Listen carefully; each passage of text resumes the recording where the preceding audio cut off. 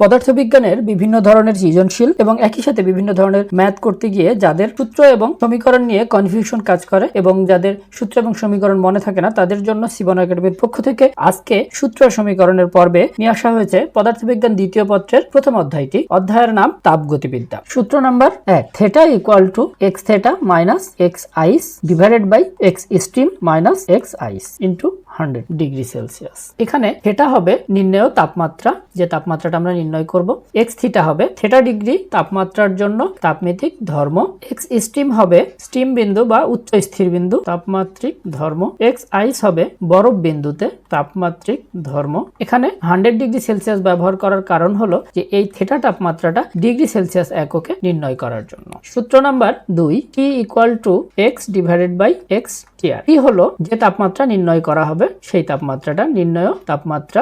X হলো কি তাপমাত্রায় তাপমাত্রিক ধর্ম এবং এক্স টিআর হলো পানির ত্রৈধ বিন্দুতে তাপমাত্রিক ধর্ম। সূত্র number 3, C divided by 5 equal to F minus 32 divided by 9 equal to K minus 273 by 5। এই সূত্রটি হলো তিনটি একক অর্থাৎ তাপমাত্রার যে এককগুলো আছে ডিগ্রি সেলসিয়াস, ফারেনহাইট এবং কেলভিন, তিনটি তাপমাত্রার মধ্যে কনভার্সন অর্থাৎ রূপান্তরের জন্য ব্যবহার করা হয়। সি দ্বারা সেলসিয়াস তাপমাত্রাকে বোঝানো হয়, এফ দ্বারা ফারেনহাইট তাপমাত্রাকে বোঝানো হয়, কে দ্বারা কেলভিন তাপমাত্রাকে বোঝানো হয়। যদি একটা তাপমাত্রা দেওয়া থাকে 10 ডিগ্রি সেলসিয়াস, এইটাকে যদি বলা হয় ফারেনহাইট স্কেলে কনভার্ট করতে, তখন শুধু এই সূত্রটুকু আমরা ব্যবহার করব। এই সূত্র ব্যবহার করে এফ এর যে মানটা আসবে সেই মানটা আমরা ফারেনহাইট স্কেলে পাবো। একইভাবে যদি বলা হয় একটা তাপমাত্রা 50 ফারেনহাইট, সেই তাপমাত্রাটাকে কেলভিন স্কেলে নিতে বলা হয়, তখন আমরা এই দ্বিতীয় অংশ এবং তৃতীয় অংশ ব্যবহার করব। তাহলে এই এর যে মানটা আমরা পাবো সেই মানটাই হবে কেলভিন স্কেলের তাপমাত্রা। পরবর্তী সূত্রটি হলো W equal to JH। W হলো কৃতকাজ, H হলো পণ্য তাপ, যে হলো তাপের যান্ত্রিক তুল্যাঙ্ক। সূত্র number 5, del Q equal to del U plus del W. এটাকে তাপগতিবিদ্যার প্রথম সূত্র বলা হয়। এখানে ডেল কিউ দ্বারা প্রদত্ত তাপ বোঝানো হবে, ডেল ইউ অভ্যন্তরীণ তাপ বা শক্তি, ডেল ডাব্লিউ কৃতকাজ। সূত্র number 6, C equal to del Q by M del T. C হলো মোলার আপেক্ষিক, ডেল কিউ হলো প্রদত্ত তাপ, এম হলো ভর, ডেল টি তাপমাত্রার পরিবর্তন। সূত্র number 7, CP divided by CV equal to R. এখানে সিপি হলো স্থির তাপে মোলার আপেক্ষিক তাপ, সিভি হলো স্থির আয়তনে মোলার আপেক্ষিক তাপ, আর হলো মোলার গ্যাস ধ্রুবক। সূত্র number 8, P1 V1 gamma equal to P2 V2 gamma. এখানে P1 আর P2 দুটা ভিন্ন ভিন্ন ক্ষেত্রে তাপ বোঝানো হবে, V1 এবং V2 দুটা ভিন্ন ভিন্ন ক্ষেত্রে আয়তন বোঝানো হবে, আর গামা এটাকে ধ্রুবক হিসেবে ব্যবহার করা হবে। সাধারণত gamma equal to CP by CV লেখা যায়। এই ধ্রুবকটি সিপি এবং সিভি থেকে পাওয়া যাবে। সিপি দ্বারা বোঝানো হয় স্থির চাপে মোলার আপেক্ষিক তাপ এবং সিভি দ্বারা স্থির আয়তনে মোলার আপেক্ষিক তাপ। সূত্র number 9, T1 V1 gamma minus 1 equal to T2 V2 gamma minus 1। এখানে T1 এবং T2 তাপমাত্রা, V1 এবং V2 হলো আয়তন।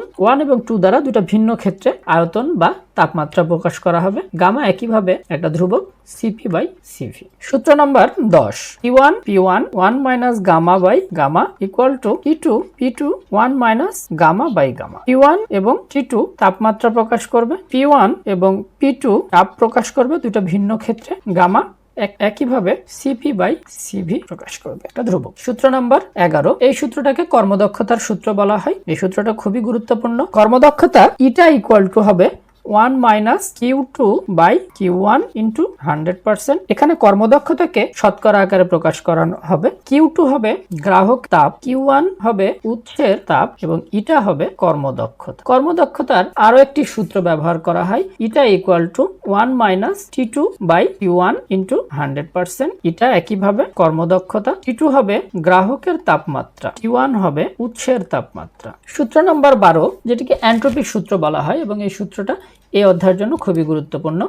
এন্ট্রপির সূত্র প্রথমটি হলো একই তাপমাত্রার জন্য একই তাপমাত্রায় ডিএস অর্থাৎ এন্ট্রপির পরিবর্তন হবে ডিকিউ বাই টি। ডিকিউ কে ভাঙলে পাওয়া যাবে M L F by T. এখানে ডিএস হলো এন্ট্রপির পরিবর্তন, ডিকিউ হবে প্রদত্ত তাপ, টি হবে তাপমাত্রা, এম হবে ভর, এল এফ হবে বরফ গলনের আপেক্ষিক সুপ্ত তাপ। যদি প্রদত্ত তাপ এবং তাপমাত্রা দেওয়া থাকে তাহলে প্রথম সূত্রটি ব্যবহার হবে, আর যদি ভর এবং বরফ গলনের আপেক্ষিক সুপ্ত তাপ দেওয়া থাকে তাহলে দ্বিতীয় সূত্রটি ব্যবহৃত হবে। এন্ট্রপি যদি ভিন্ন তাপমাত্রা হয়, ভিন্ন তাপমাত্রায়, তখন সূত্র হবে ডিএস এন্ট্রপির পরিবর্তন equal to MS ln T2 minus ln T1। DS হবে এন্ট্রপির পরিবর্তন, এম হবে ভর, এস হবে আপেক্ষিক তাপ, T2 হবে উচ্চ তাপমাত্রা, মানে দুইটা তাপমাত্রার মধ্যে যেটা বড় থাকবে সেটা হবে T2 এবং ছোট তাপমাত্রাটা হবে T1 নিম্ন তাপমাত্রা। পদার্থবিজ্ঞান দ্বিতীয় পত্রের প্রথম যে অধ্যায় তাপগতিবিদ্যা, সেই অধ্যায়ের অনেকগুলো সূত্রের মধ্যে সবথেকে গুরুত্বপূর্ণ এবং বোর্ড পরীক্ষা, অ্যাডমিশন পরীক্ষায় যে সূত্রগুলো বেশি প্রয়োজন হয় সেই সূত্রগুলো আজকের এই পর্বে তোমাদের দেখানো হয়েছে এবং বোঝানোর চেষ্টা করা হয়েছে। এই সূত্রগুলো আয়ত্ত করলে আশা করি ভালো একটা ফলাফল তোমরা পাবা। আজকের ক্লাসটি যদি ভালো লাগে এবং সূত্রের কালেকশনগুলো যদি ভালো লাগে তাহলে সূত্রগুলো লিখে রাখো এবং পরবর্তী ক্লাস দেখার জন্য আমন্ত্রণ রইল। ধন্যবাদ সবাইকে।